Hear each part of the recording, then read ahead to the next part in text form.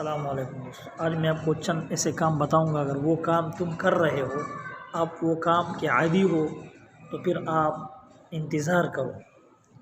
زیادہ اگر آپ کر رہے ہو تو پھر بیماری کا انتظار کرو۔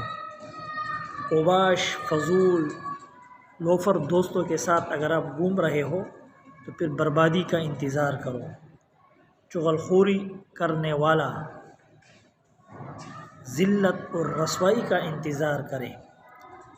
اپنے سسر کے ساتھ، ساس کے ساتھ برا برتاؤ کرنے والا اپنے داماد کا انتظار کرے۔ ماں باپ کا نافرمان اپنی اولاد کی نافرمانی اور مفلسی اور غربت کا انتظار کرے۔ جو ماں باپ کے ساتھ اچھا سلوک نہیں کرتا اس پر غربت آتی ہے۔ ظلم کرنے والا، جو شخص ظلم کرتا ہے، ظالم ہے، وہ اپنی ہلاکت کا انتظار کرے۔ ایک دن وہ ضرور ہلاک ہوگا۔ ظلم کرنے والا، پڑوسی کو تکلیف پہنچانے والا، جو شخص پڑوسی کو تکلیف پہنچاتا ہے، اس کو تنگ کرتا ہے، طرح طریقوں سے اس کو تنگ کرتا ہے، ہاتھ دھو کر اس کے پیچھے پڑ چکا ہے، تو وہ اللہ خدا کے قہر کا انتظار کرے۔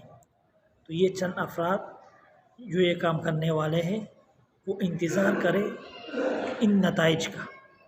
تو اللہ رب العالمین ہم سب کو ان برے کاموں سے بچائے، چغلی کرنے سے بچائے، زیادہ کھانے سے بچائے، اوباش فضول دوستوں کے ساتھ تعلق رکھنے سے بچائے، چغل خوری کرنے سے بچائے، بڑوں کے ساتھ بے ادبی کرنے سے بچائے، ماں باپ کو تکلیف دینے والے ہم نہ بنیں۔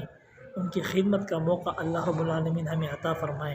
اور ظلم کرنے والا، جو شخص ظلم کرتا ہے تو ظلم کرنے والا اپنی ہلاکت کا انتظار کرے، وہ ضرور ایک دن ہلاک ہوگا۔ ایسا نہیں ہو سکتا ہے کہ وہ ظلم کرے اور پھر بچ جائے۔ اور جو شخص پڑوسی کو تکلیف پہنچاتا ہے، پڑوسی کو تنگ کرتا ہے، تو وہ بھی ایک دن ضرور ہلاک ہوگا، ضرور اللہ کی پکڑ میں آئے گا۔